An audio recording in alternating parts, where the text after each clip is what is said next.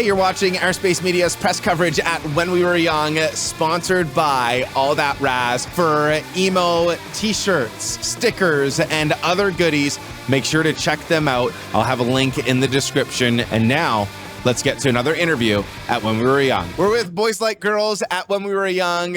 Thank you so much for doing this, guys. Yeah, thank you. You guys have already performed today, so how did everything go for day one? You know, these big festivals Character building. are always character building. There's always some sort of tech thing. It's like, you know, when you're doing your show and you got time and you got a sound check, it's like, it's very dialed and it's very orchestrated and it's all sort of glory. And you're very like, you're going out there and we go out there kind of like with a chip on our shoulder, a little bit cocky. And, you know, this is like, you know, your gear isn't working until like 15 seconds before you walk on. Your cortisol's cranked through your skull. I thought the reaction was great. It was big. It was hot. You know, you play the hits, you do your 30 minutes, you go into the press tent, you forget what happened, right? You watch the game tape later. You try to remember. You're like, oh, that was a nice moment. I don't really remember that. Dude, I think all in all, it's a victory. If you can make it through a set at a festival, you know, that's, you know, kind of a high stress environment. It's good, dude. We have the best job on earth, you know? So at the end of the day, it's all subjective. Now, I remember the first time that I saw Boys Like Girls live, and I thought, wow, the amount of thought and production value and everything that goes into a live performance is absolutely incredible. Like, what you guys do is astonishing. Thank you. It's a bit different, though, playing a festival, right? Because you've got so many other bands, and there's a quicker turnover. So how do you actually adapt to that? We don't. We do the exact same show. We play our show our way, and we just make it smaller and shorter. And we also, I think we address it with contrary reaction, making it even more our show. It's our fucking show. For that 30 minutes, our show, right?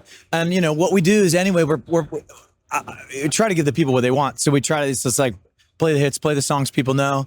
But, you know, in the same way that, you know, you're talking about the orchestration and I appreciate the compliments, man. It's very sweet. You know, or we rehearse super hard. It's important. I think it's as important. The live show should be as important as how your album sounds, and it should sound better. And so, you know, we try to orchestrate putting the songs together so you can keep it really exciting. We just shorten them all, right? Like, it's basically a festival. We try to pack as many songs as we possibly pack in, you know. For a 30-minute set for us, you know, it's like 7 songs that went to pop radio. It's pretty hard to, you kind of like, you play the 7 and you're out of there. And then there's like, there's, you know, but for this particular kind of umbrella of a crowd, there's 3 other songs they want to hear. So it's like, and then you're like, well, we got to play 2 new songs, man, promote the new record. So it becomes like, how do we Rubik's Cube this? How do we make it great? How do we make it so it still keeps them super engaged the whole time? Us super engaged, us having fun, keeps the attitude hot, and, you know, us feeling, you know, stoked when we leave the stage. And I think it's just trial and error. And, you know, we rehearse really hard. We rearrange songs for this particular set. We took what we were playing out there with the Jonas Brothers for the last, you know, 2 months. We took a 45, we turned it into a 30 by rearranging some songs and cutting a bunch of stuff and like cutting some songs in half. I'm sure you heard that today. And I mean, I think it kind of like registers almost the same, but it's the festival version.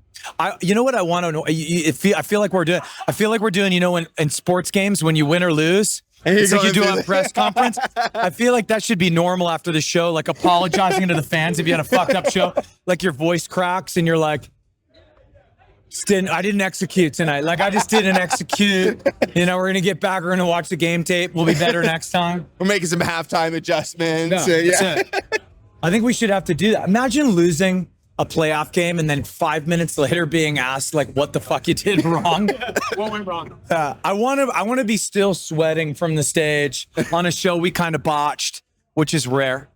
And I'm kidding. And then have to do a pressy.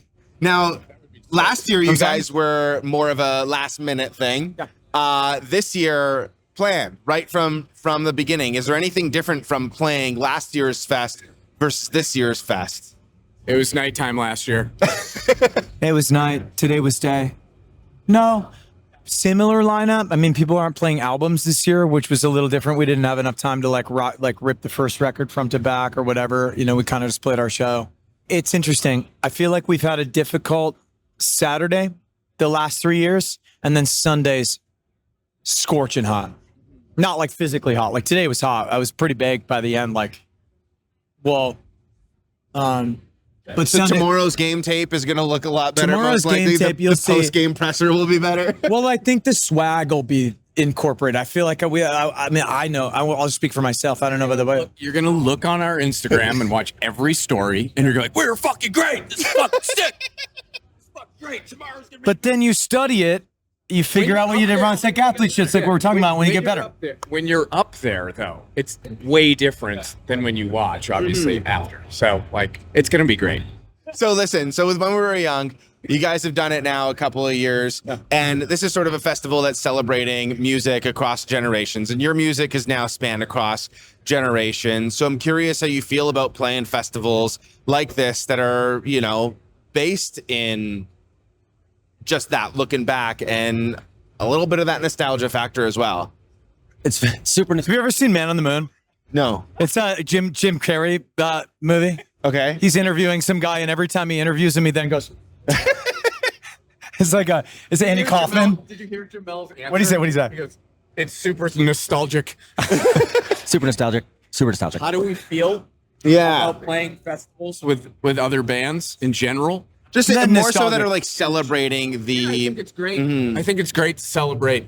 I'm down. I think, dude, music's changed a lot since the pandemic. It's become really like it kind of algorithmic, and I think people are gravitating to songs that make them feel something and remind them of a different time. Obviously, our first record was released in 2006. We formed as a band in 2004.